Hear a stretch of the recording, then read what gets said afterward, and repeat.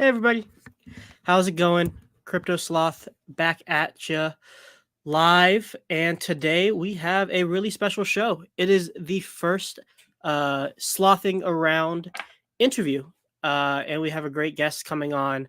I'm sure you guys all know him from GRC's channel, do the Crypto in the Morning show, and he's here just to come hang out with us tonight. Tell us a little bit more about himself, talk a little crypto, and yeah, it's going to be a great time. So, without further ado, we got Mr. Sam Stolt. Welcome. How's it Hey, going? it is good to be here. It is good to see you. I was looking forward to this. We had some technical errors on my part in the past, and I'm glad that I'm here now. Looking forward to this conversation. Yeah, man. Me too. Me too. It's been a long time coming. We've had a couple interactions, both on GRC stream, and then I made an appearance on your channel with Hex Orca not too long ago too. Yeah, we should do that. We should do that again. Hex Work is smart man. Yeah, that was a lot of fun. But yeah, what's up, Red Squirrel? Glad to see you in the house. It's gonna be a good one. And actually, I'm gonna blast this link on Twitter really quickly, I just did just the same just to thing. make sure people If you get a guys are, chance to come in. if you are listening or watching this, take a second, press the like button, and then press the share button. When that comes up, just press the Twitter and tweet this out. Tag us on Twitter, and let's be friends. Let's build a relationship. Let's learn from each other and see where we go from here. Absolutely. And yeah, I usually forget this, but go ahead, like, comment, subscribe, all of that stuff. Share it out really quickly. Try to get a nice audience for what's about to be a great conversation. Sorry, I cut you off there. What was that, Sam? No, it's good. I don't remember what I was going to say. I was looking at the comments here. Yeah, no worries. Mr. E, glad to have you. Always a pleasure to see you around. And yes, it is a nice day to buy the dip. And Mango Junkie in the house. Glad to see you, man.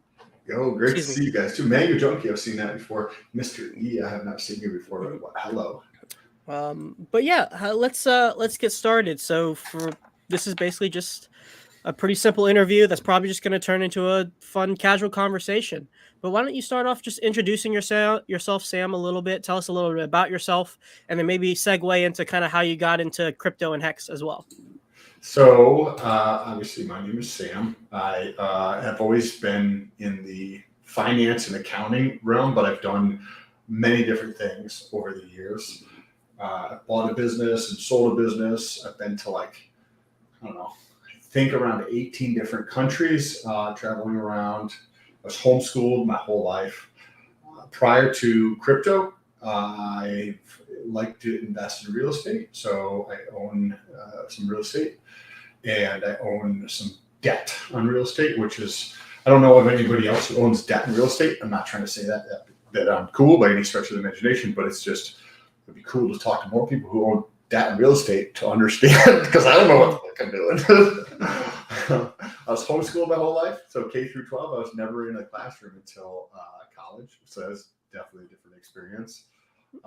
And maybe 90 days ago, roughly, I actually just reconnected with GRC. So he had actually hired me to help him with some fitness related stuff that he was working on several years ago.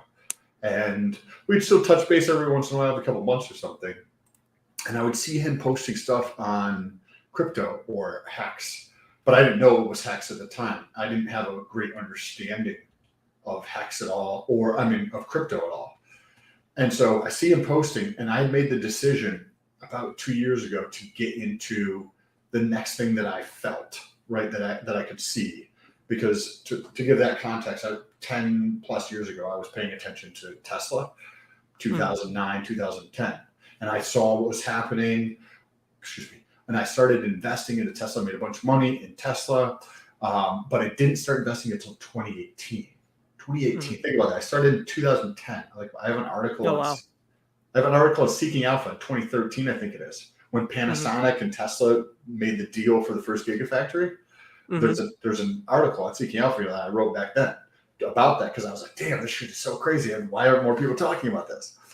And about 2 years ago, after the big run up in Tesla price, I told my girlfriend that the next time I see something happening before the masses, like what happened with Tesla, where I was so far ahead of the curve. I'm going to get into it and go all in and start putting money in right away, because I think that was I want to say a mistake, but not really a mistake, a learning experience. Like, I didn't put money in from 2010 to 2018 and test. If I had, that would be in a completely different spot financially speaking. So 90 days ago, connected with GRC again, and I had already made the decision. Like, the next thing I was going to go into was crypto. Wasn't sure how to do that. I told my girlfriend several times, I was telling her that I was going to switch into crypto, but I wasn't sure how I was going to do that. And then I was reaching out to people that I knew who had crypto, but they weren't like super into it as much as I was, or wanted to get into it, or like there wasn't that energy there where I could connect, or you could see the person's passion about what they were doing, even if they owned some crypto. So when I chatted with him, I was like, "Hey, do you have Hex?" And I thought Hex was actually HNT, the helium token, right? Yeah. Helium is like the mesh network of the globe, right? And that's what I thought it was. So I'm talking to him back and forth, and I'm asking him questions about it. And he's like, "I think you're talking about something else, bro. Like, this is not what Hex is." And then about a week later, I bought some Hex because I was like, I need to get in right away. So I was like, let me start this path right now.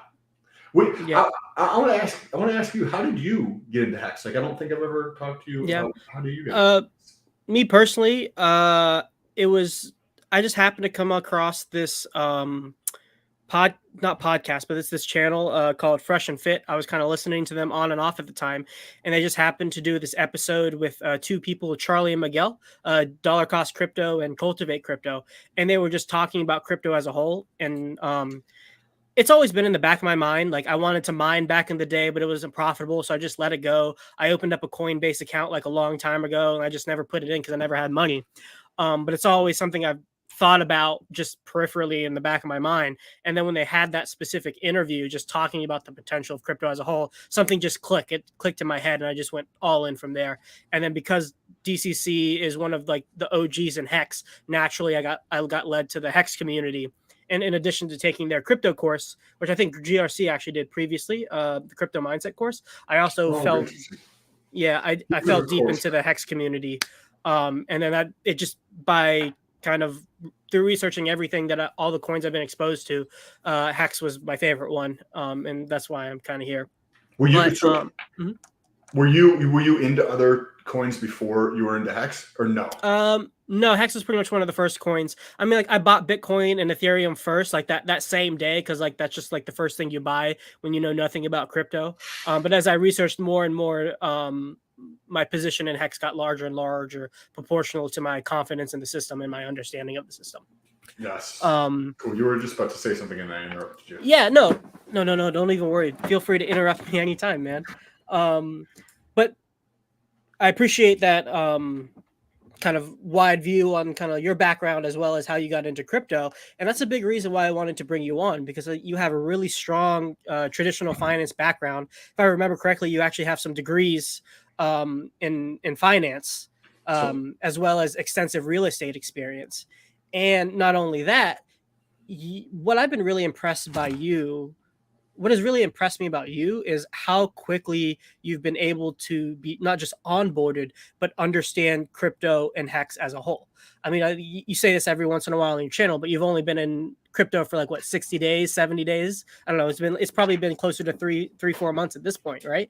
But like 75 days probably. When I said 90 days with GRC, it's actually probably been 75 days, maybe 70. Yeah, more or less 2 to 3 months, something like that. Not a long time. And like, you're already at the like, precipice of you're already like where all the innovations at like the tip of where everything's happening. You're talking about DeFi, you're talking about Pulsechain, you understand like the Hex system, like that is a really extremely unique case, like where you're at mentally in crypto, because of your extensive TradFi experience, as well as how quickly you've been able to kind of catch up for everything that's been going on. And that's a big reason why I wanted to bring you on today, because I want to understand a little bit more about what you think about crypto as a whole at this specific time, only being a couple months in, as well as we'll start with crypto as a whole, and then we'll start to channel into the Hex ecosystem as a subset of that.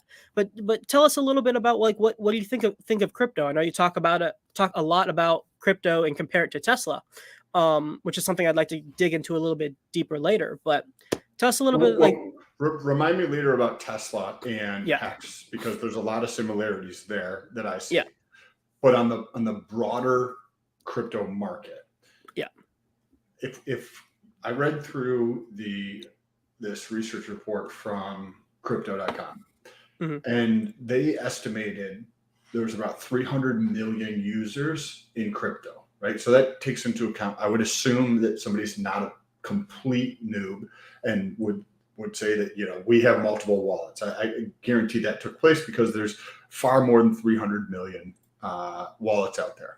hmm And there's 8 billion people. So what does that mean? That means that we're around 4% of the global population that is in crypto.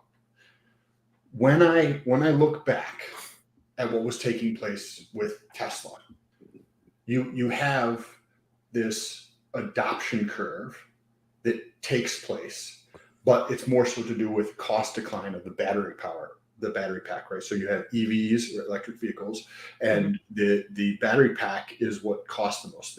The amount per kilowatt, or like the powertrain is a way to think about it, because there's the healing, the parts to it or whatever.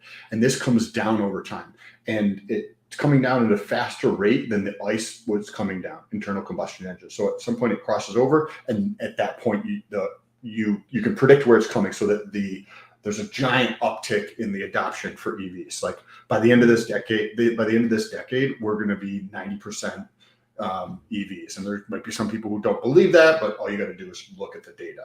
hmm When I saw this and I understood what was happening with Tesla, and then I made the switch, and I'm only focusing on crypto now. I wanted to see if I could use that understanding and that framework to apply into crypto. So there's something called an adoption curve, right? If we look at like a bell, right, a normal distribution, right, you have 50% of the data points on one side and the other side.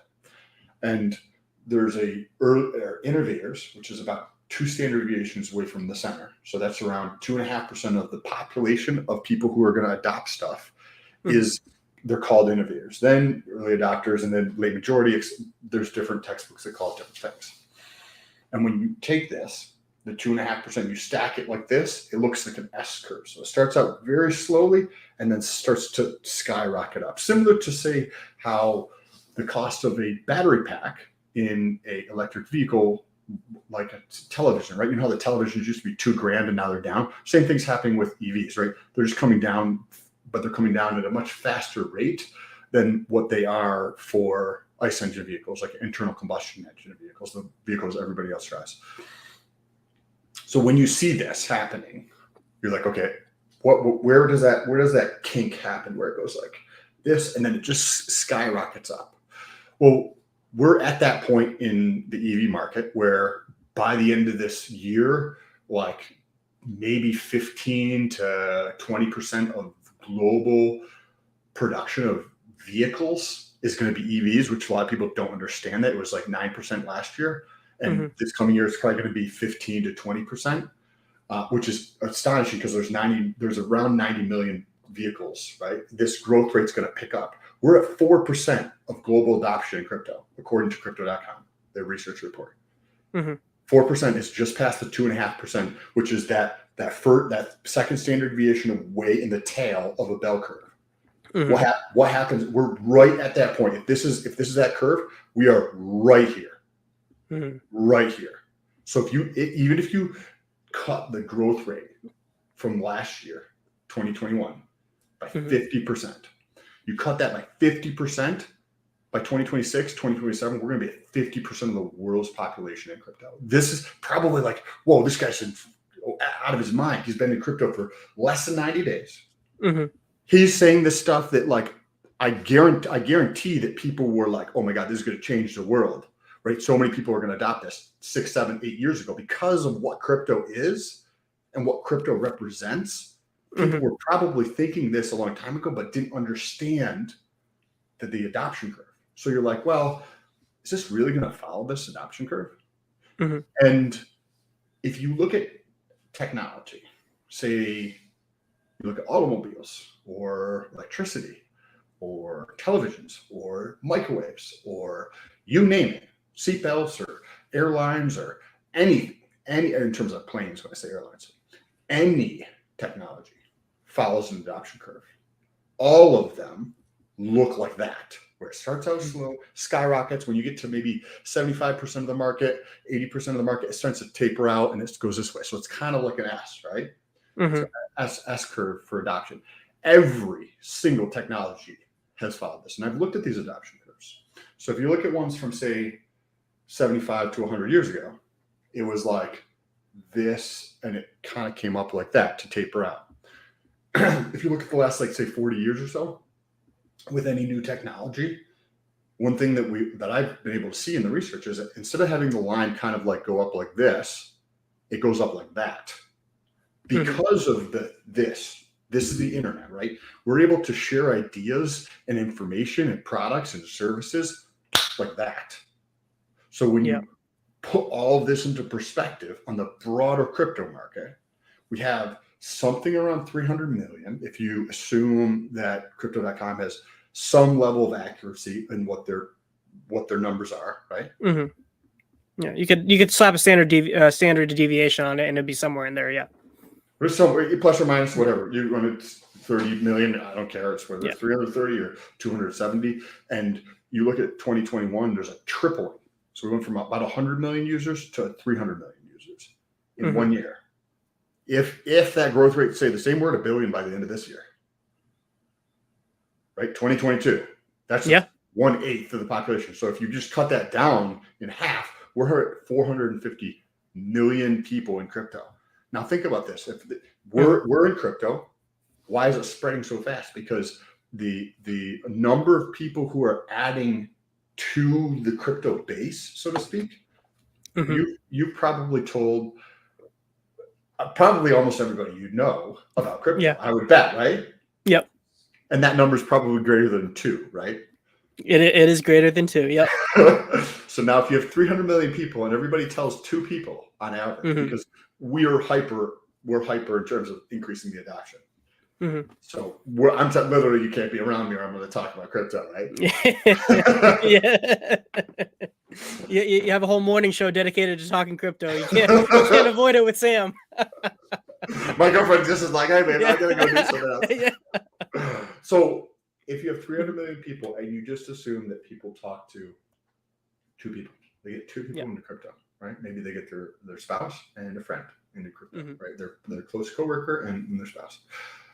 That number goes from 300 to 600 this year. Next year goes to 1.2 billion. The following year, 2.4. Right? People don't understand how transformative this is going to be because they don't understand the S curve that we're literally living through. We're living through this. It took us 13 years from 2009 to 2022 to get to 4% of world adoption of crypto. And when I say world adoption, right, there's 300 million people. You probably know people who are in crypto and they just have Bitcoin. There's probably 1 or 2 people on Robinhood. Yeah, exactly. Yep. Yeah. So that number is encompassing those 300 million people. Yep. Right. So, excuse me. When you think about that expanding, there's still going to be a boatload of people who get into crypto who have no effing idea what they're doing at all whatsoever. Now, when I saw this, like, I still get goosebumps about it because I get so excited about. I'm like, damn, I caught this a second time. Saw it with Tesla. Don't know what I was thinking. I didn't put money in. And then I'm like, as soon as I so 70 days ago, 75 days ago, when GRC and I connected again, within a week, I put money into Hex. And because I was like, I need to figure this out. How can I understand the experience? Let's like go through the experience, right? And then started sacrificing for a couple of things, right? To understand what it's actually like, to know what it feels like. You can't describe what sex is like to somebody unless you've actually had sex, where you take the baby and you put it in right? Like you can kind of talk about it, but you have no idea what it's like until you've actually done it. And that's what I wanted to do. And then I'm like, babe, to my girlfriend, I'm like, babe, this is literally seeing this a second time.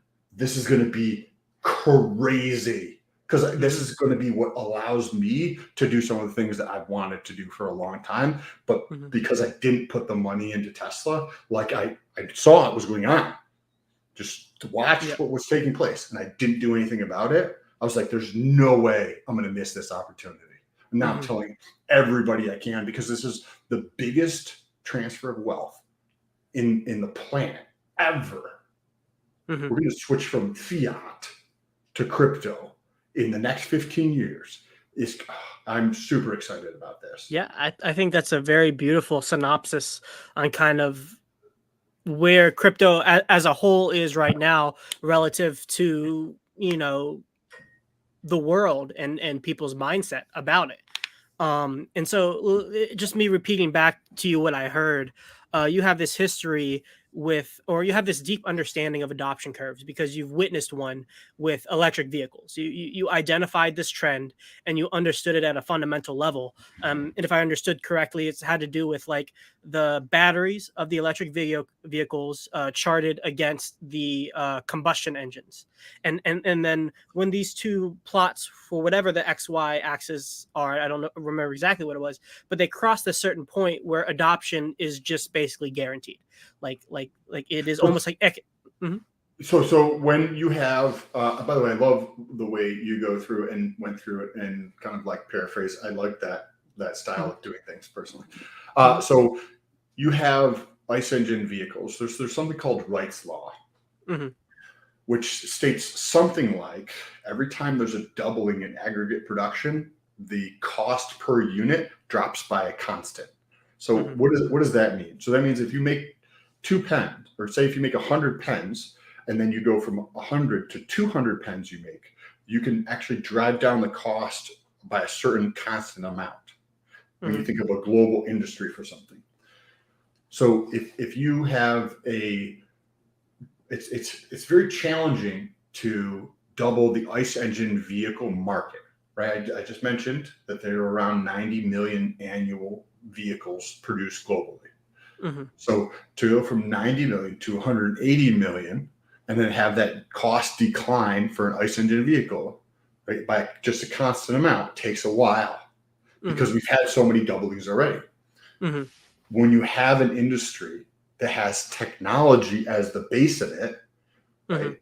We have something like Tesla, right, where you have the battery that is following a cost curve of technology, which would be like a computer. Think of like where my phone is, right? This 10 years ago was crap. It was way better than what a flip phone was, but it was relatively crap. Now we have this thing, we can do so much with this thing. And the even though say this is maybe $1,000 today, like $700 5 years ago couldn't even touch what this is today, right? So you have this decline and the technology is getting better at the same time. So if you look at the annual production of EVs several years ago, maybe it was like 300,000. So then you go from 300,000 to 600,000 pretty quickly because you have different governments around the world incentivizing this. Plus, if you've ever experienced a Tesla, it's just a better experience. It's just like a better experience, period. And this to go from, I don't know what the numbers were, but it's probably 6 or 7 million for last year. So to go from say 6 million to 12 million and a doubling, that can happen in a year. Go from 90 million to 180 million, it can't happen. So you're going to have this. We're in this point right now. Tesla's already reached it, but these other companies are not there yet. Where the Tesla vehicle, to make a Tesla vehicle actually costs less than some type of quote equivalent ICE engine vehicle. So at that point, there's that crossover, right? You have a better vehicle, a safer vehicle that actually costs less to make than what is quote a competitor.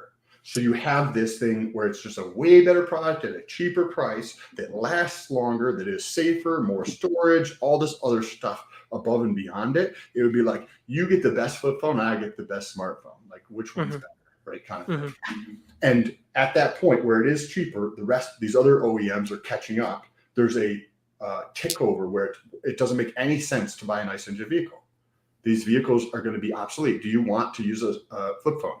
No. Mm-hmm.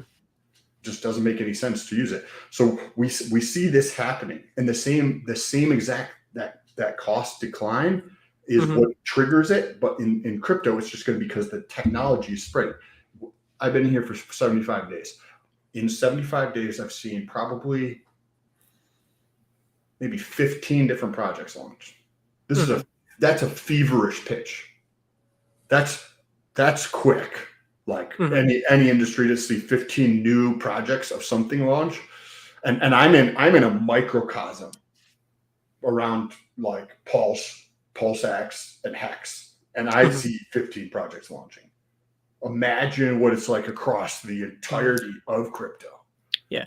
Now let me ask you this.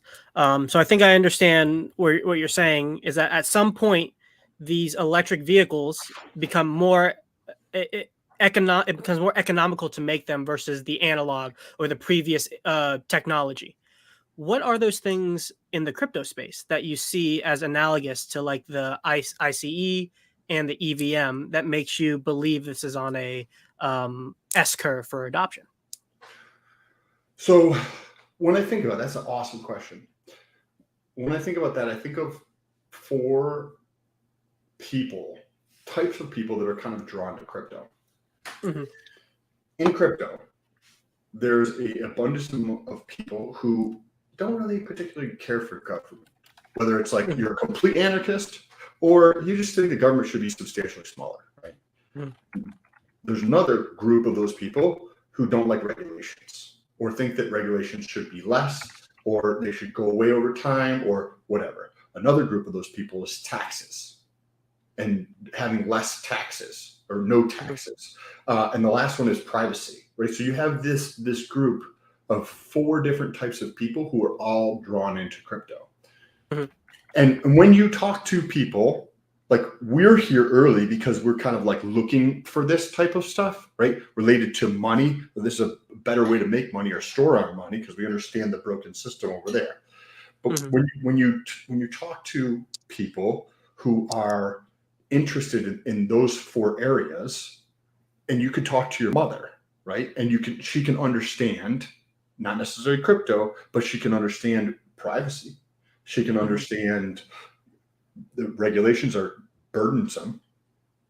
Regulations, in my mind, are like, those trees where people they tie their shoes together and then they're like, okay, let's make a wish and we'll throw the shit up into the tree, right?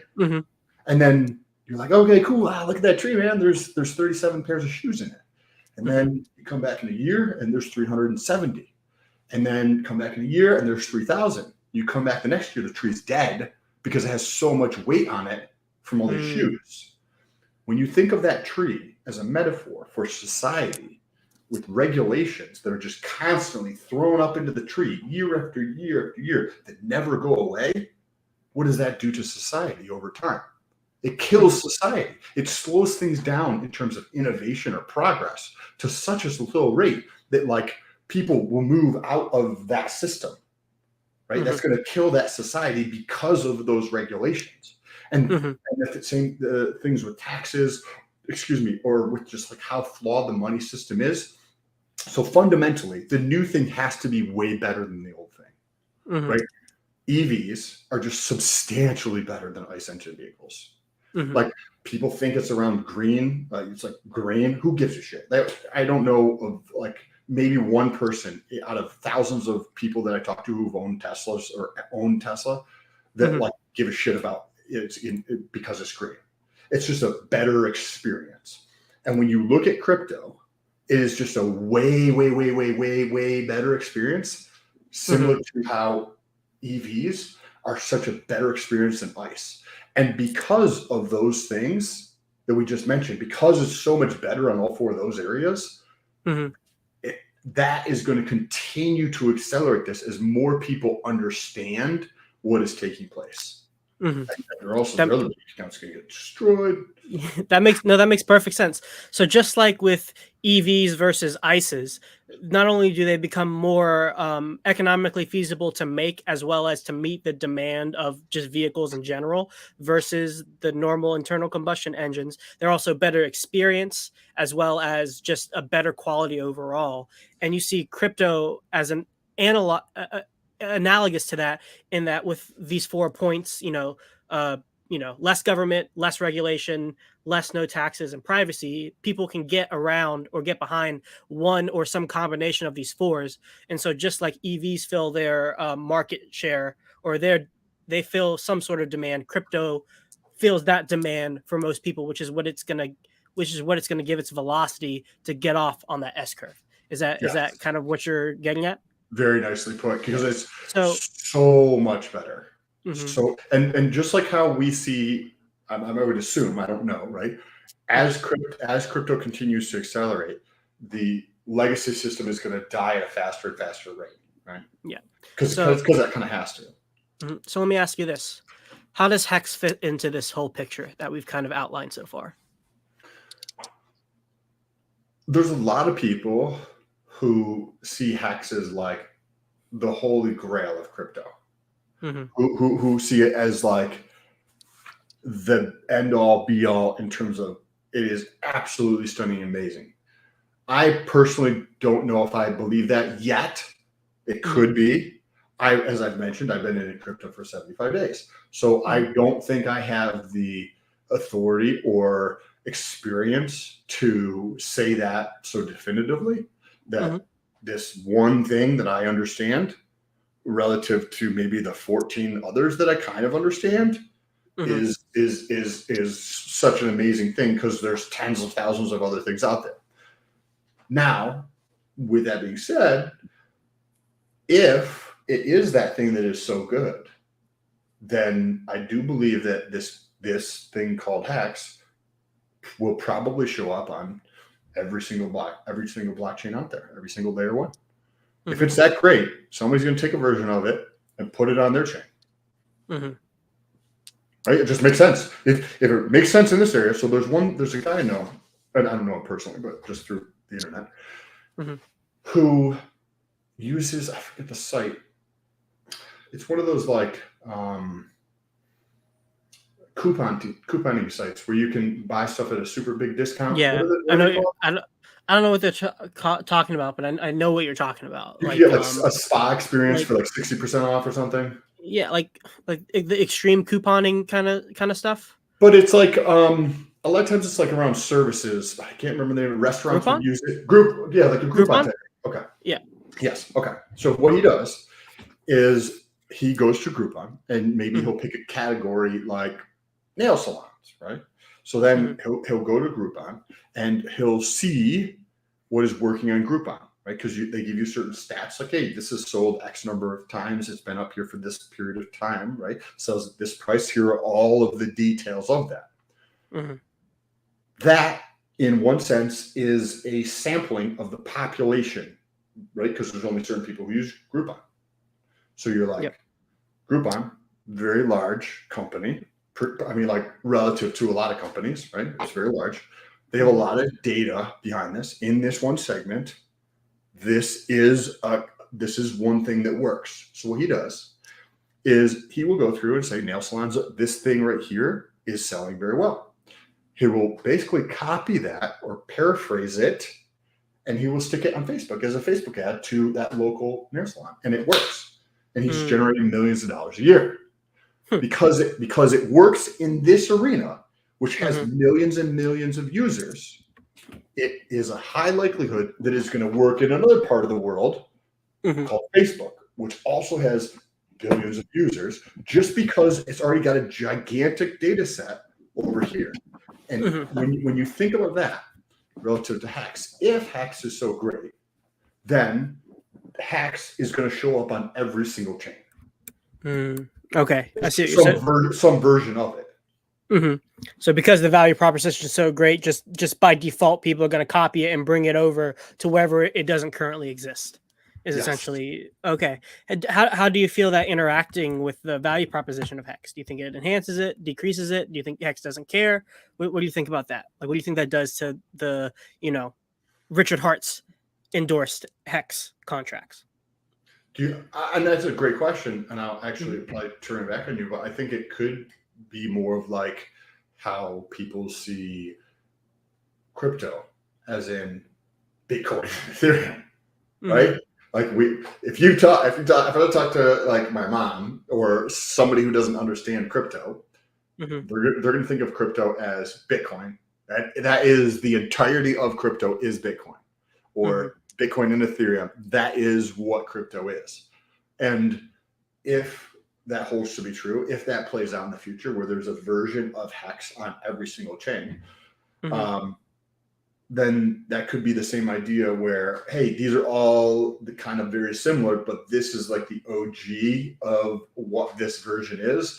And the OG tends to hold some nostalgic value or like Hmm. sentimental value, like Hmm. Bitcoin, because it has more mind space in people's head. Like It's if first mover advantage, and it's meme. It's been already embedded into a meme into so many people's minds already that it's hard to switch to the new one or the copycat. yes. What Yeah. do you think that's a possible future event? Yeah, I think Hex has already seen its fair share of copycats, even its in its beginning.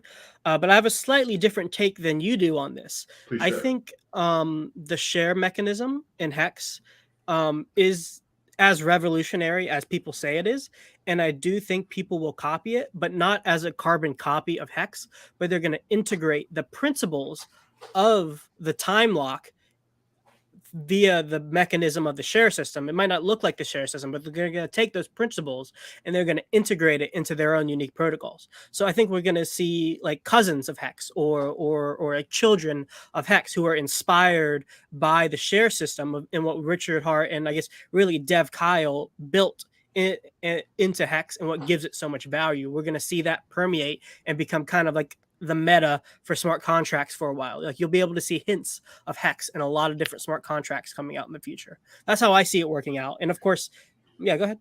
Can you like, so I don't necessarily have the same appreciation for the shares. Can you talk about that with me so Hmm. that I can gain that perspective? Like, because I Yeah. don't, you know what I mean? That doesn't hold that same spot of affinity for me, and Hmm. I'm curious to learn where Well, that comes from.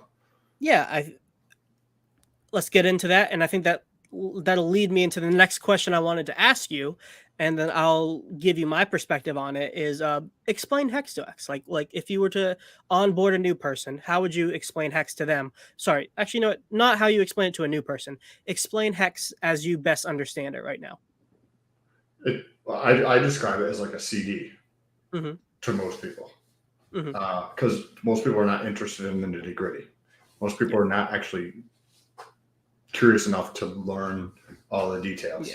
Yeah, So I'm I gonna misspoke. Not as somebody new, but tell us like what is your current understanding of Hex as of right now? So you buy it and you stake it, and you Hmm. get a proportion of the inflation in the pool, Hmm. and whatever that comes out to be as your share of that pool. If Hmm. you're doing it for a longer period of time, you get a larger share. If you do have a larger amount, you also get a larger share, Hmm. um, and that's kind of Yeah. it, right? Like, I mean, you can Nope. go into Yeah. more details, but That's it's perfect. very simply Yeah. put. Yeah. Very simply, that's exactly what it is. And so I guess I'll explain why I think the share system is so Please. revolutionary. So I think the first thing to cite, and I'm just going to collect my thoughts here for a second.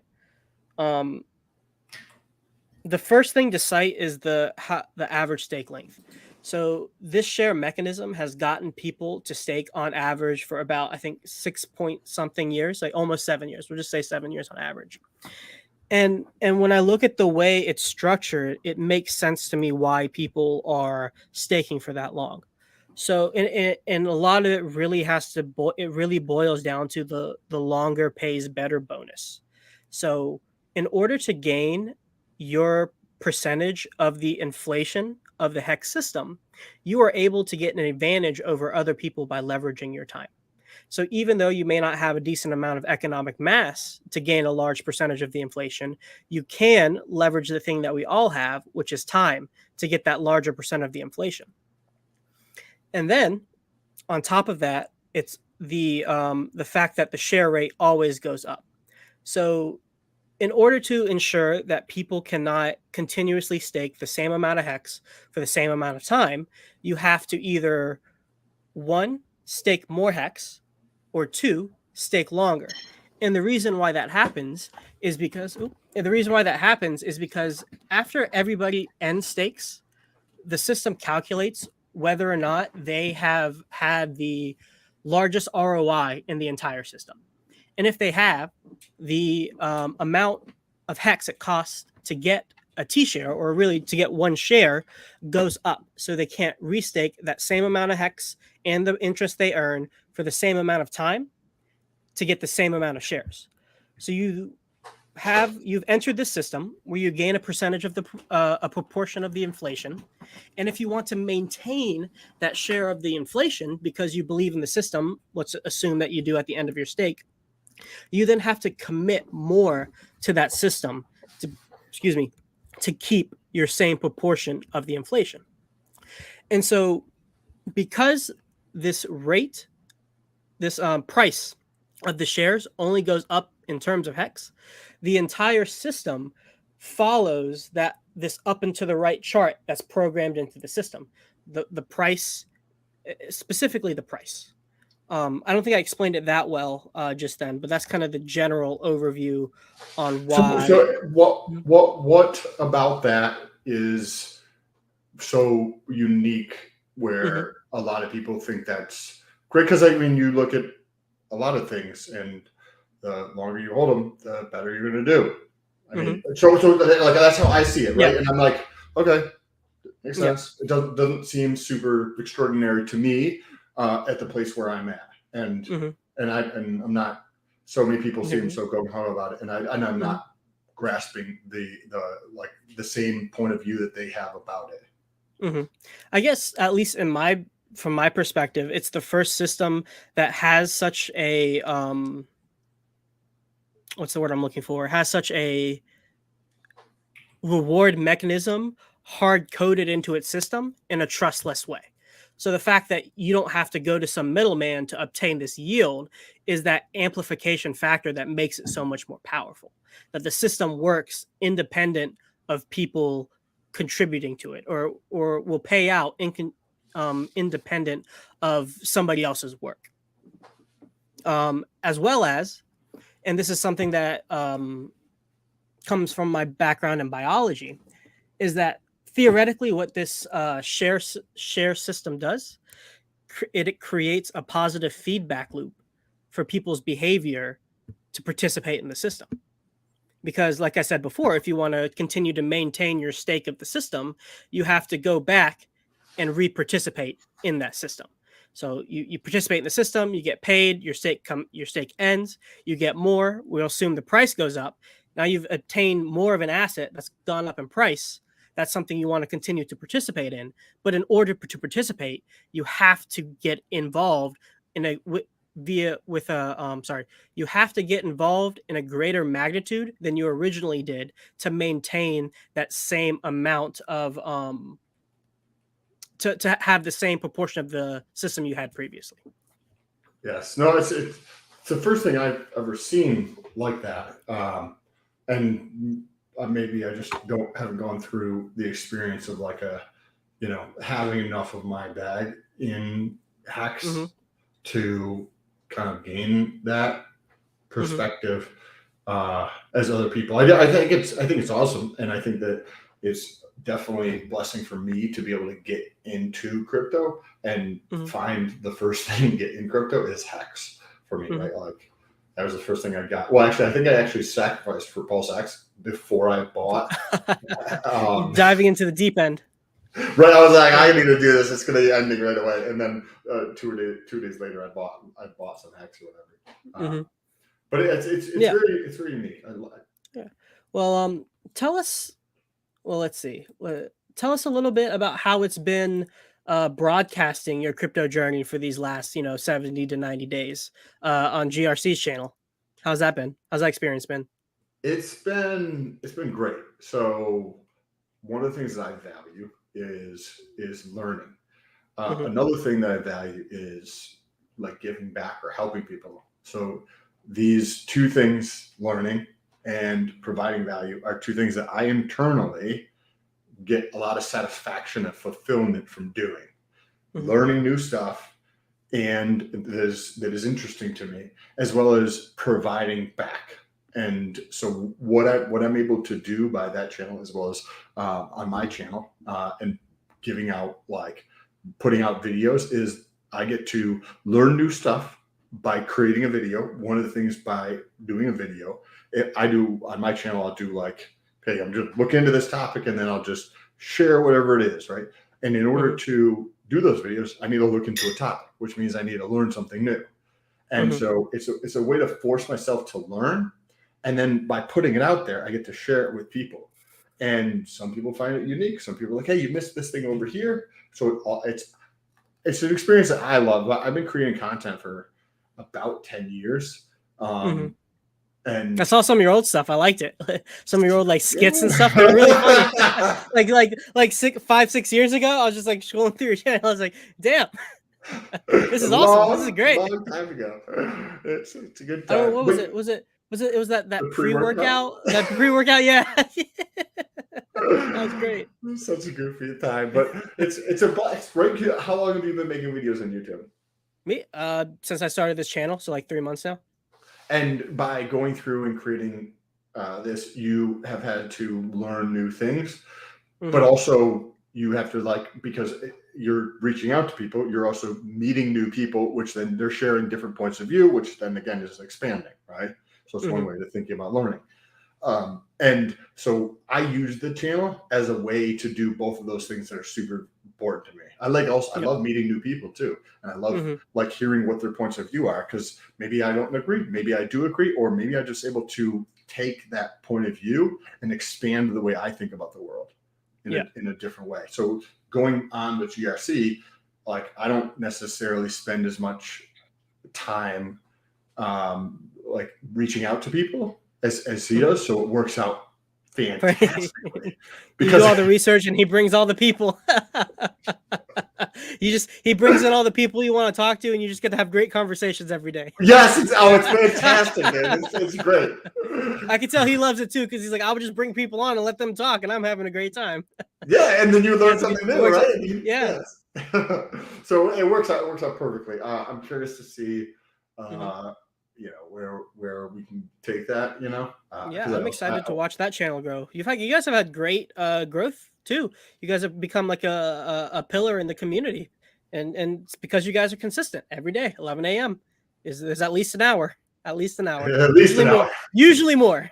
Usually more. Yes. Um, At the end, I'm Now like, you I and gotta get up. GRC are also doing something pretty cool in the community too, with your fitness challenge. Tell us a little bit about Yes. that. Tell us about it, and then how's that going? I know you're like a third of the way through, or approaching a third of the way through. So we're doing a crypto fitness challenge. My background, other than accounting and finance and Tesla related stuff, another thing that has always been, passion of mine is fitness and health. Hmm. And so this has been well over 20 years that I've been in the gym and focusing on that kind of thing. And I have another YouTube channel as well, where that one's only fitness related content. Hmm. And when GRC connected with me years ago, he had actually reached out to me to help him with some stuff in like bodybuilding, fitness related stuff. So for us together, it was like all fitness related stuff to start with, and like some life related stuff to start with. Hmm. And as we're getting into this, the crypto community in general is very, it's a lot of dudes, and it's Hmm. also there's a lot of people who are just similar in the sense that they want to get better in their life. So Hmm. there's also a lot of people who are overweight who want to improve their health, want to improve their energy, who want to feel less pain and whatnot. So we put together this 90-day challenge just to Hmm. bring more people together. And it's not something that is currently being done in the crypto space. So figured there could be a tremendous amount of value there. I think we had around 420 something people sign up. Wow, that's impressive. Which is, yeah, it's a lot of people. We've had awesome support in terms of the sponsors. So like I have a company, I'm sponsoring it, but there's also I think like $13,000 worth of crypto prizes that people are going to win. And there's going to be 3 winners. I'm working with somebody who was 567 pounds. Wow. 567 pounds. He's down 36 pounds. That's incredible. And there's a lot of people who like want to use that as their motivation to start taking action in their life. And that's awesome. Like I want everybody to win. Like the world's big enough, and the more people win, the more things continue to expand and grow. And that's kind of like what we're doing with the fitness challenge, and just helping more and more people out. It's a blast. Like I get to do the same type of thing that I'm doing in the crypto show, where it's like some passion of mine. I get to talk to more people about and share what I know and learn more stuff. Right? It's like, it's great. Yeah, no, I think that's I think what you and GRC are doing with that is pretty awesome and a great service to the community. And I imagine it's pretty rewarding for you both to be able to share all this kind of this wealth of knowledge that you guys have accumulated to a whole community who, you know, have varying degrees of experience with it. And some people, like that one guy who desperately needs it and obviously has the desire to do it because he's there participating. And you guys have, you know, provided that opportunity for people like that to continue to improve their lives just as they're trying to improve their financial lives. Yes, and I get excited. I love it when other people are making progress. So when I talk to him and he's like telling me about what's going on, like I get excited for him. When you think about your fitness journey, if somebody's interested in health or their fitness, it is all you got to start like in the mental piece of things, because so many people tell themselves all these negative stories about themselves. Like, we talk about the consensus network, right? Or like consensus on a crypto. And that's just like everybody fucking believes the same thing is one way to think about it. Well, people go through and they just make up these stories that are not necessarily like helping them achieve what they want to achieve, whether that is money, whether it is a fulfilling, happy, loving, caring relationship, whether it is their health or their mental state. They tell themselves all these stories. So what I find is that over the years, it is almost always, it's actually never not been a piece of like somebody's journey. They need to work on this. Right? They need to develop this and change some of those stories. When you think about stories, it's just interesting tangent on it, but no, go ahead. Like everything is just made up, right? You're like history, right? But like, what is history? Somebody's point of view of a circumstance that happened that they told the world about. So if you are done with this and you talk to somebody after this is over with, the story that you tell that person whenever we finish, after we're done, is going to be different than the story I go tell my girlfriend when we have dinner tonight. Right? We're gonna have 2 different stories. So when you think about this, history is just all made up. Everything is just all made up.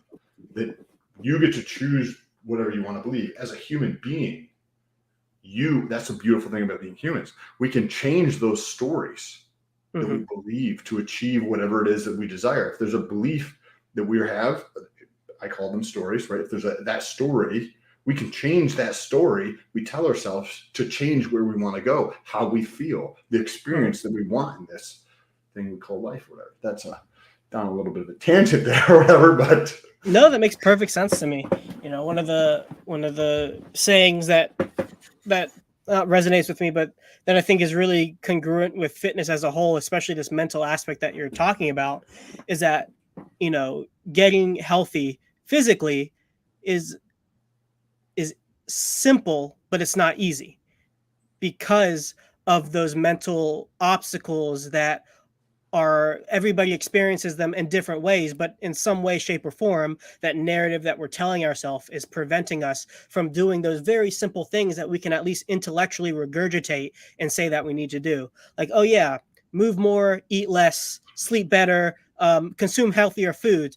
That's it. That's all. Why aren't you doing that? Yet we have these mental roadblocks and obstacles that make it feel like this impossible task to break out of the previous habit forms that we've created to get into those new ones that we at least cognitively know are better for us. Yes. Yeah. So what do you, I have something that I use to actively try to, it's tremendously helpful for me, but I journal and just write down my goals or what I'm thinking about. Right. And maybe it started with just like, how do I want to live my life? Like we get to decide how we want to live our lives, right? Yeah. Every want to live our life.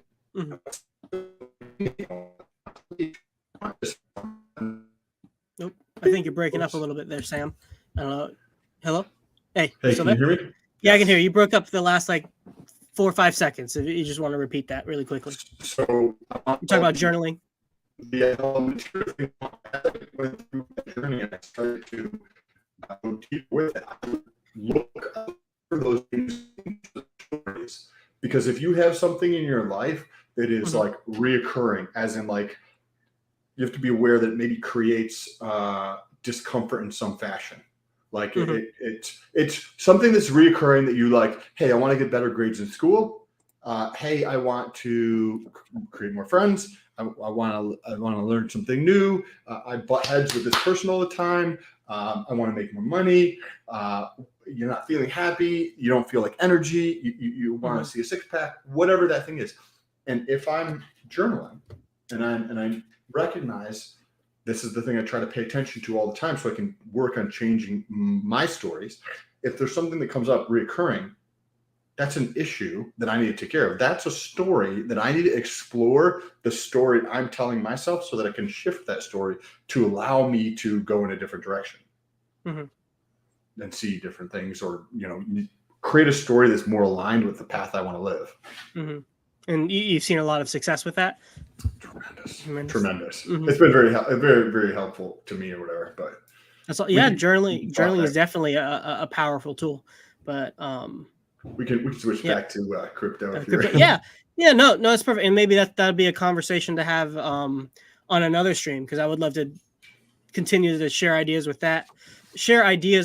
with you on that, because I've had my own whole deep dive, go into the rabbit hole of like productivity, motivation, the psychology behind it, etc. So there's another great conversation we could be having. But with the last bit of time we have left, let's talk about Pulsechain. Pulsechain, was supposed to be now, but now is yet again right around the corner. What are your thoughts about Pulsechain as a whole and all the cool new toys we're about to get, thanks to Richard Hart? First of all, the delay I am thankful for. I'm glad that there is a delay. Before we got on, I was talking about debt, and I'm going to be using fiat debt in crypto, right? So I would recommend anybody do this. I'm not saying this is an intelligent idea for anybody to do any of the things that I talk about, but with that delay, then I can get into buy more hex, right? Before the launch, because I remember, so I've only been here for less than 3 months, so I want to build that like economic mass I have. When I think about Pulse and Pulse X, I'm excited because I layer that on top of what we were talking about earlier. This massive adoption, which when you put on the macro environment of like we're in a recession or we're going into a recession, because this is the first time crypto has really seen that, right? Bitcoin came out in 2009. There was a recession in 2008 and going into 2009, and that kind of bore the crypto space, so to speak, and We haven't seen that because we've seen Mhm. just stock markets basically going up over time for the last 10 plus years. So we're Mhm. entering this time that is a macro like bear market, and there's going to be a lot of, hurt happening in like how other people experience this environment, right? Yeah. But then you're like, Pulse is coming out during this time. Yeah, that's It, exciting. oh, So it's exciting. because Yeah. then think about that 24 months from today. What say Yeah. if it launches next month, right? 24 months. Mhm. The PR on that is going to be phenomenal. Right? It's crazy. And for me, what's really exciting about it is that this whole new funnel is being created that just strips straight into Hex. Like, because it's really the Hex community that's bootstrapping this entire ecosystem. And, all of us, me included, see Hex as the supreme store of value. So whenever we accumulate value via these other opportunities, whether it be yield farming, um, participating with like collateralized loans, whatever the flavor of the month happens to be, and whatever's popping off at that time, all of us can then take some of those profits and move it into Hex and then increase our trustless passive income bags. Did you watch that stream that I have about the Hex is the vampiric nature of Hex? No. No, oh, it's just the stream that I had that I talked about. One of the fundamental properties of a store of value asset is that it sucks the value from other asset classes, kind of by definition, because it's the when you go out into the world and you accumulate value in our iteration of it via fiat, you want to take it to a place where you can maintain and grow the value of the work that you put in to the material world. And at least in my opinion, because Hex is a supreme and superior form of store of value, it inherently is going to be pulling money and economic mass from all over all asset classes as well as people's labor. And so, because all of these new vehicles for income generation are being created via Pulsechain, Hex is going to be seeing some of the fruits of that labor because people will be taking the profits, the value that they get from those other systems and then putting it back into Hex. As well as we also have somewhat of a responsibility, maybe responsibility is too strong, but we have an opportunity to take advantage of this quality of Hex to take some of the profits we make in Hex, go out to other systems, use the economic mass we accumulated via Hex to extract value from other systems and bring it back into our ecosystem. And so that whole stream, I kind of outlined it with some slides about just thoughts I've been having around that. But that's what I'm really excited about for Pulsechain personally. So that's an interesting idea when you're mentioning kind of like the black hole, right? Mm-hmm. Is the word that was coming in my mind as you were talking Yep. about that. I think of real estate in the stock market, right? Mm-hmm. In the fiat world, Mm-hmm. right? Where real estate, in my opinion, is a great store of value. Mm-hmm. Unless you live in New York, right, or California, you, right? you tax away all your gains. Yeah, and you can't evict somebody or do like shit with your own property and Yeah, stuff. But right. That's crazy to me. That when I first heard about that, there's like squatters' rights where like they can just stay in your place and then they just like live there. I short circuited for a little bit. I'm like, what are you talking about? I can't just walk in and throw them out and I get put in jail. That was so weird to me. But anyway, sorry. No, you're I good. cut you off. Barcelona, Mm-hmm. there's an article last year before I got in. So I like real estate as well, right? Mm-hmm. There's an article I found about real estate in Barcelona, Spain, where if your property was vacant for a certain period of time, the city wanted to take your property from you to use for housing. Oh my Think about gosh. think about that for a second. You own a house as a vacation house in Barcelona, Mm-hmm. and you go there once a year to do this. I don't remember the time frames of like the specifics of it. Mm-hmm. And the government's like, hey B, we're gonna take this from you because you have it and you're not using it. Yeah, what is going on? Yeah, yeah, it's not ownership. You're just renting at that point. Let's be honest. That's not ownership. What? I mean, I see Yeah, California and New York, right? Not too yeah, far yeah. off on that one. I know. That blows my mind. But hey, I'm not gonna be buying any property with laws like that. I'll be honest. I'm not No, buying any property there.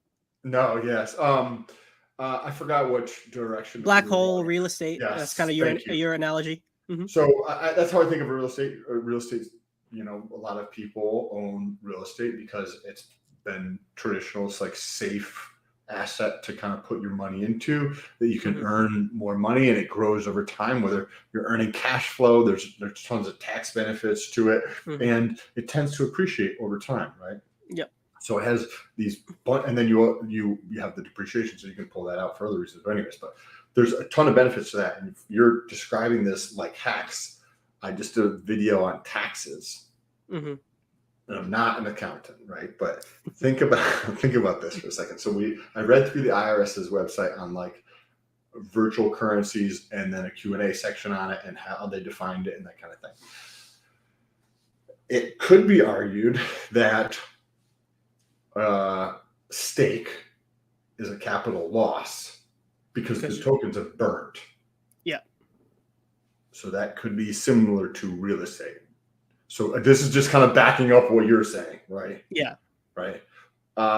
When you go and you utilize your stake, right, at time equal to 1, wherever that might be, and you take that out and you mint your tokens, that's that would be a taxable event. So there is one Q&A where it talks about minting or whatever, and how that creates taxable income.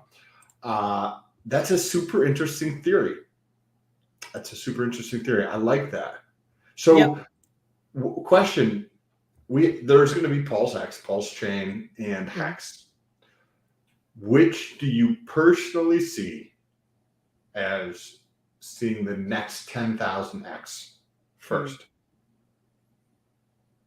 Probably PulseX. If I had to take a guess, the next 10,000x, yeah, probably PulseX.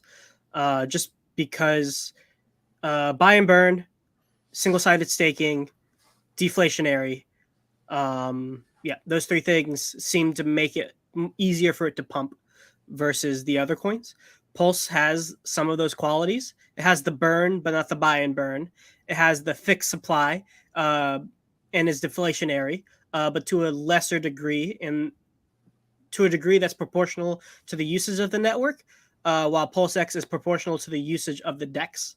But some of the numbers that I've been seeing about how much burn that'll be per transaction, at least in the beginning, is essentially nothing. In terms of Pulse burn. In terms of Pulse, yeah. Pulse X is a different story because it's in dollar value, not a fraction of the Pulse token multiplied by the amount of computing power needed to run whatever transaction you're running. So it's fundamentally different in that way. But the point in the Pulse chains corner versus Pulse X is that it's easier to understand. People have to interact with Pulse before they interact with anything else. Therefore, it's just easier to buy it first and then hold a proportion of your bag in that asset. It just doesn't have as many of the native pumpamentals that PulseX does. But out the gate, it has more of an ability to pump, I think. But I also don't know if it's a great thing for Pulse itself to be a coin that appreciates wildly in price. I mean, I think it will because it has pumpamentals built into it. But in terms of thinking about like what we want for the token that we're using to pay our gas, we don't want it to get too expensive where it becomes prohibitive to use the network, just like with Ethereum. If Pulsechain goes to like $10 and it's fractions of $10 to use the network, it's more expensive than if it's a penny. Interesting. And Yeah, what do you see like Pulse hitting a 10,000x before Hex hits another 10,000x? 10,000x. It seems cognitively more likely if I like go through it intuitively, just because Hex has already done its 10,000x, therefore it's a little more difficult for it to reach that 10,000x. That's the heuristic that I use, but I wouldn't be surprised if that heuristic's wrong, just because Hex has extremely strong pumpamentals behind it due to the fact that coins are being locked up for a very long time, and you're constantly incentivized to take supply off the market and lock it up for a long period of time. And as well, money will be funneled into Hex due to the things I was talking about previously. Consistently be funneled into Hex.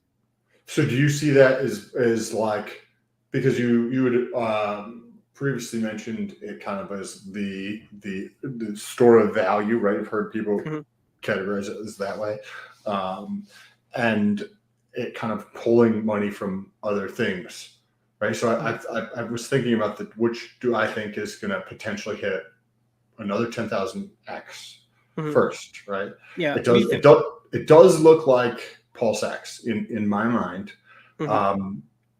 If for several different reasons, which we'll get into, but one of the things about the buy and burn is that if you have Hex and Pulse in a pair on PulseX, and you trade back and forth of say millions per day, back and forth, but by the end of the day, the price hasn't really changed, right? We see that happen many, many times, right? There might be millions of dollar value worth of something traded back and forth because people are going both directions, and the actual price of the asset doesn't change. What does that do? What does that do for the buy and burn, right? Well, about 21.7% of the 2.9% for the DEX, that is PulseX, is captured for buy and burn. Okay, so what does that mean when fees are generated? What assets are the fees generated in that example between Pulse and Hex? They're generated in Pulse and Hex. Yeah. So now what happens, right? We have buy and burn. So in order for buy and burn to happen, you have to sell the asset. Yes. Yeah. And the assets didn't change, but there's always going to be selling pressure. There's always going to be selling pressure on Hex, and always going to be selling pressure on Pulse, independent of what happens during the day. Or, it's probably going to happen multiple times per day. Like trading back and forth, there's always going to be some type of selling pressure. So there's one thing, right? When if you're looking at the three of those things, Hex, Pulse, and Pulse Hex, it's going to be a small amount, relatively speaking, but it's still going to go ahead. I think I got this actually from a conversation with you and Hex Orca, but at least in that example with Hex and Pulse, if there were to be a coin that we would want to put a negative externality on, we would want it to be Pulsechain, Pulse token, because we want that to stay cheap. So it's the time frame by which it's still economically viable to use the network is extended. Because like you said, it'll be some sell pressure, but it'll be, marginal for the most part. It's not going to, completely nuke the price chart in any kind of sense, but it might slow it down to a degree to prolong that time point in which it becomes prohibitive to use the network. And then on top of that, so then I'm like macro. Let's look at macro for a second. Ethereum.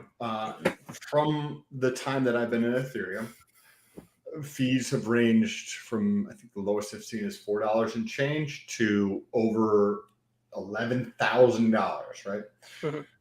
You've been in longer than me. We could go back and forth and say that the average might be $20, right? Because a lot of the times it's been around $20. Right now it's lower, right? But there's a decent amount of time it's $20.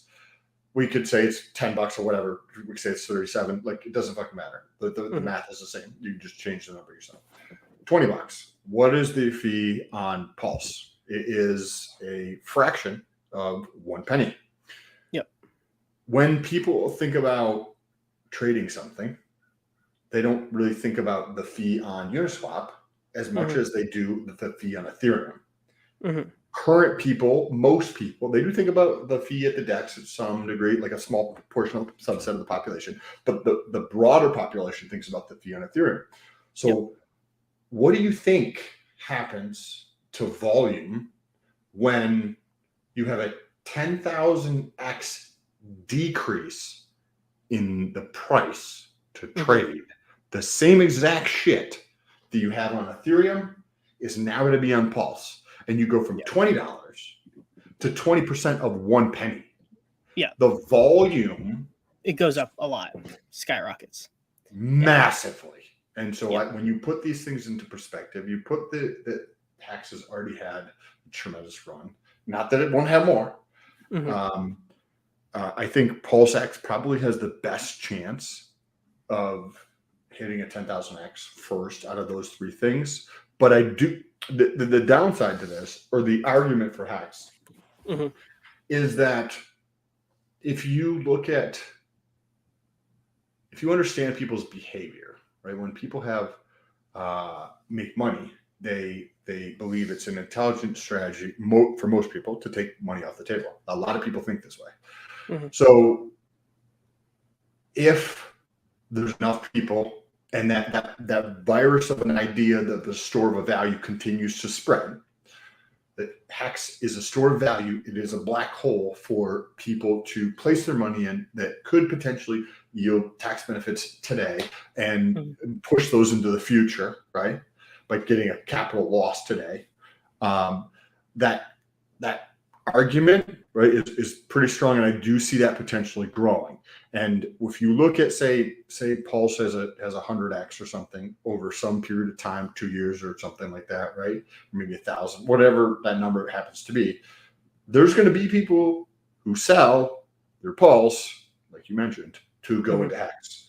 There's going to be people who have Pulse X that sell their Pulse X to acquire Hex and stake that out into the future.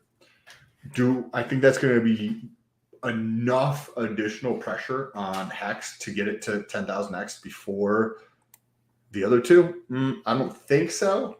I don't think so. Possibly, but I still see Pulse like potentially running right out of the bat because there's been a year since people sacrificed for Pulse. Right, that number is relatively small, but a lot more people sacrificed for Pulse X.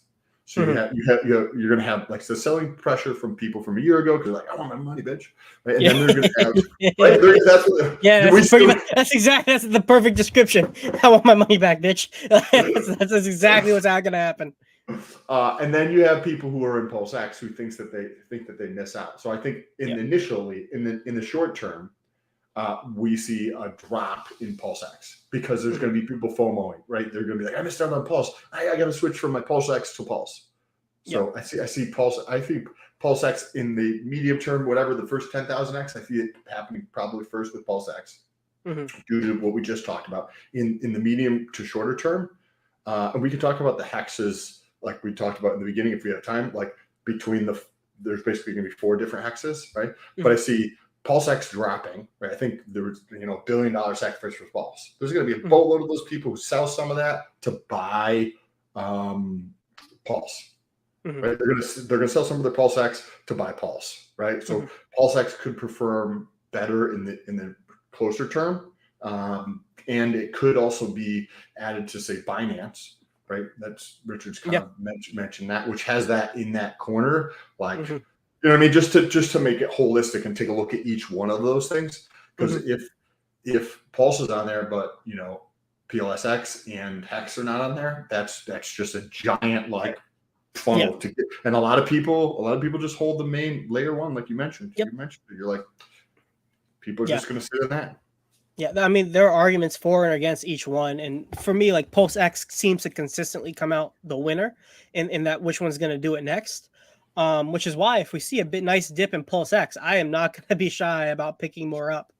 if I get the opportunity to, if it drops initially and does like an 80% dip off the bat, that would be incredible.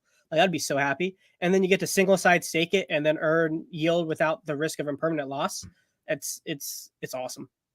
What's your time frame?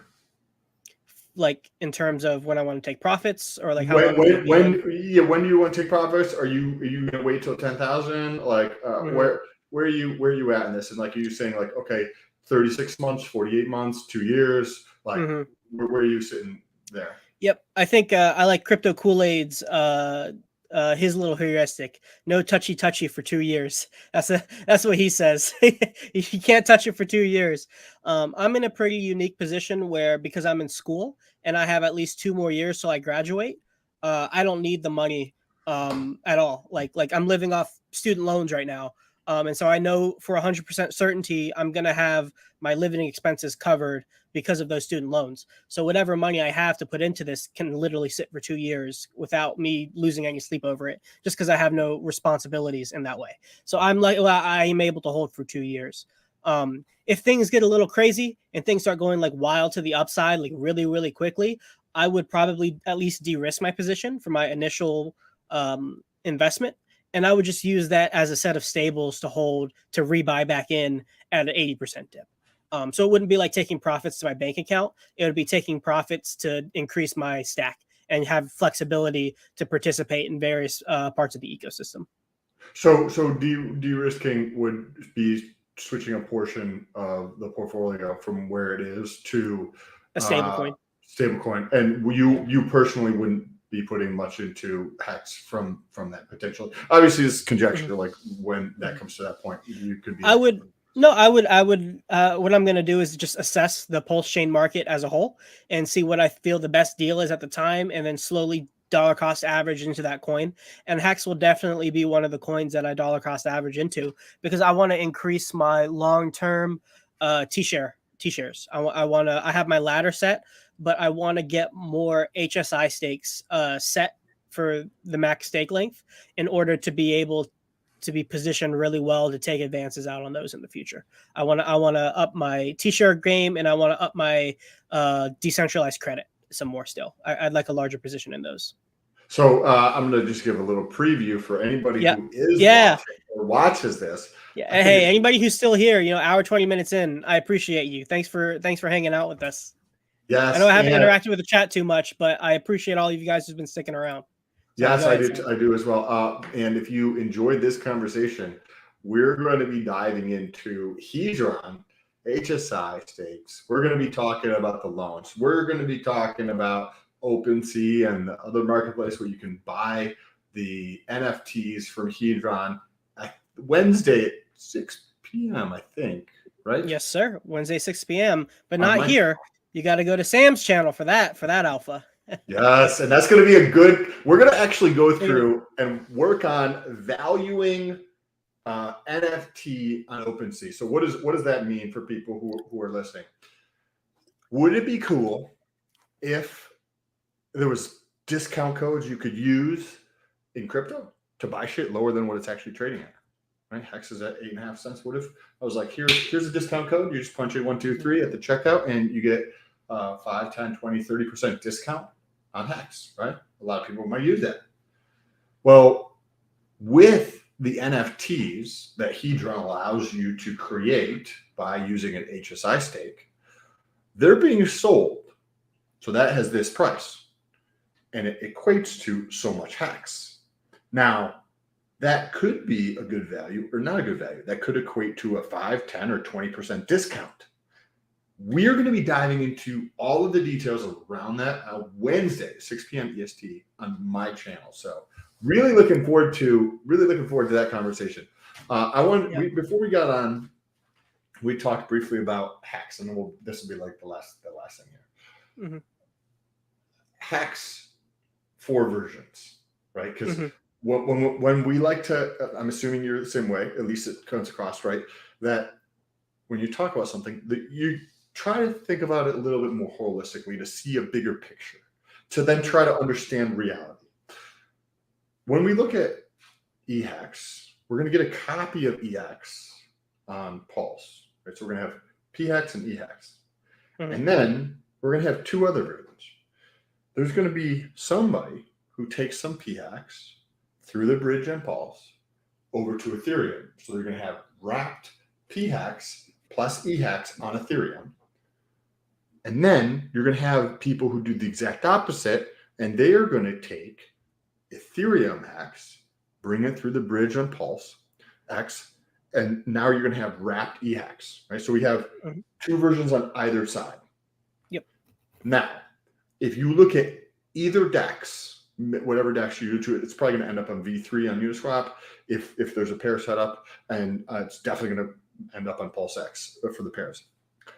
If you look at the pairs there and say it was trading at 1 for 2, let's first understand the wrapped versions. If if I take $10,000 of Ethereum hex, that's 120,000 hex or 110,000 hex, right? So I take my 110,000 hex, which is at current value around, or say $10,000 and 110,000 hex. Bring that through the bridge. So I pay the bridge fee. And now I have a minted wrapped EHEX on Pulsechain. And in that DEX, I bring it over to the pair that is PHEX and wrapped EHEX. In that pair, if that pair is trading wrapped 1 for 2 PHEX, what does that mean? That means that I can bring my stuff over and double my bag. So how long is that going to exist before people take advantage of that? Mm-hmm. People are going to drive that price up. It's just what it is, right? Like, I'll do that. And then you're like, well, what about the wrapped version? That could just be less, right? Well, if that $10,000 I brought over was selling for $5,000 on the DEX for 110,000 hex, what would I do? I would buy 110,000 wrapped EHEX on Pulsechain. I would take that 110,000 wrapped EHEX that I paid $5,000 for. I would bring it to the bridge on Pulsechain. I would send it through the bridge and end up on the other side with EHEX that is valued at $10,000. And I just doubled my bag that way. And you can do the same thing for Uniswap, but we don't need to go through that. So I think, if you just look at how shit works, right? If I double my bag, cool. Then in terms of PHEX, like if it was 2 for 1, I could just take my bag and just stake the whole bag, and I get a lot more T-shares. Right. That's the thing that's important. That's how it works. Right. So that's hex is going to sit at parity like that, in my opinion, very quickly. If it doesn't, there's opportunity to just make money.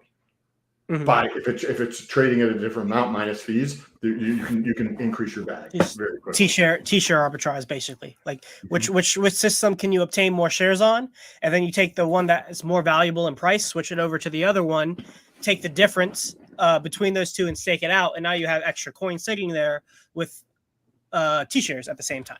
Is that am I hearing you correctly? Yep. Or you could just sell off and you could get into USDC if you cared to, right? Like in terms of the wrapped, if the wrapped are selling at 2 different prices, what you just buy it cheaper and sell them more expensive. Are you saying like native hex versus the wrapped hex on like native hex on Ethereum versus the wrapped hex on Pulsechain will have different prices? Is that something you're anticipating? If those are different prices, there's opportunity to make money. So I don't think that necessarily will be, but it is a possibility that like I don't border.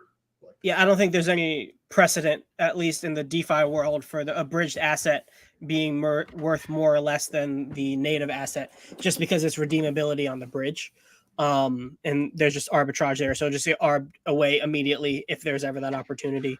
But here's something that goes along with that that I think you will appreciate, is that at least once the initial ratios are set between EHEX and PHEX on like PulseX, even if it's parity or if it's some kind of ratio, whenever the market agrees on a certain relative valuation between the two, that would be an incredible pair to yield farm with, because with impermanent loss, you always end up with the coin that moved less in price.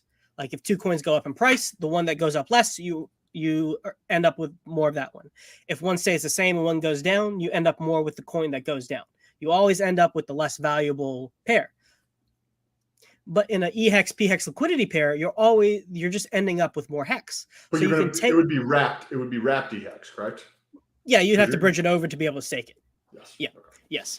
But at the end of the day, are you really more upset if you ended up with hex on Ethereum or on Pulsechain when you can just take whatever you ended up with more of and stake it for a long period of time and earn APY? Is that such a bad thing? I don't know. That's for you to decide. For me, it's not that bad. I wouldn't mind taking some of my liquid hex, just accepting that I'm gonna get more of the one that people value less within that specific time frame. And then if I ever needed to just accept the losses that I have, stake the amount that I got more of for a long period of time and just let time make up for my losses. I think a lot of people, I love that. I think that a lot of people personally, and you've probably seen this, have a misunderstanding of impermanent loss. It seems that a lot of people don't understand it, and they think that impermanent loss means they lose money. And it's not you lose money. There's something called a sunk cost or an opportunity cost, right? A sunk cost might be something like,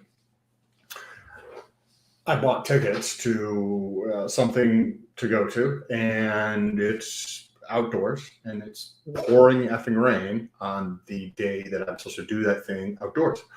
And it's a lightning storm, and there's a hurricane, right? Mm-hmm. Well, that would be a sunk cost, right?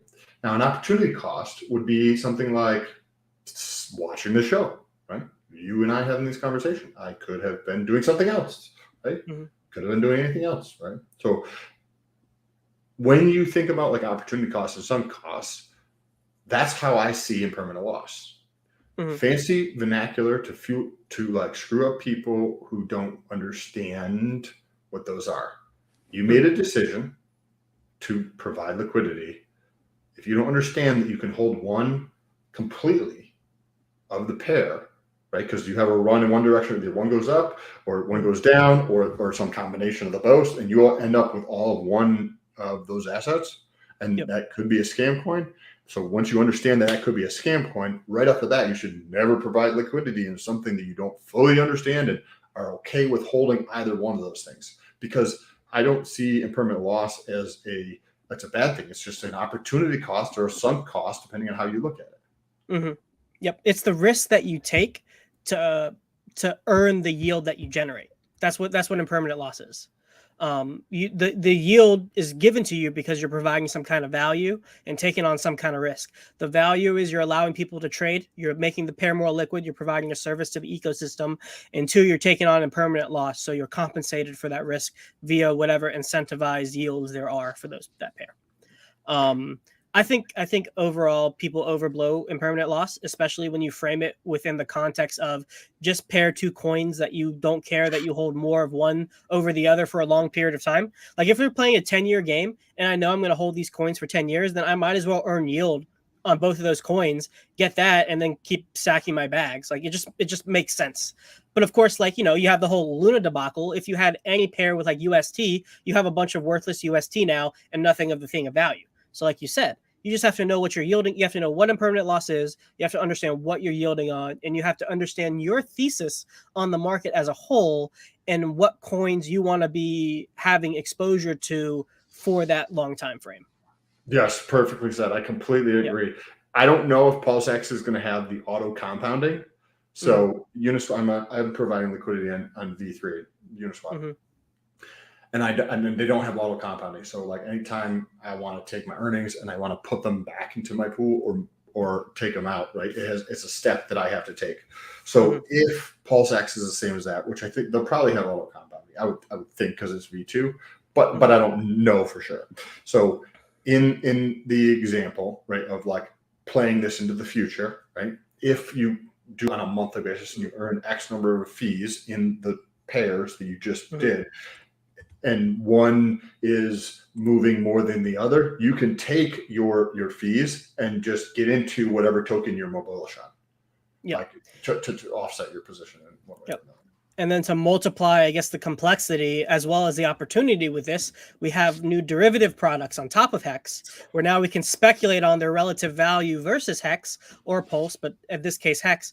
And because they're derivative products, are they going to be moving proportionally to Hex? As Hex moves, will these move? As these move, will Hex move?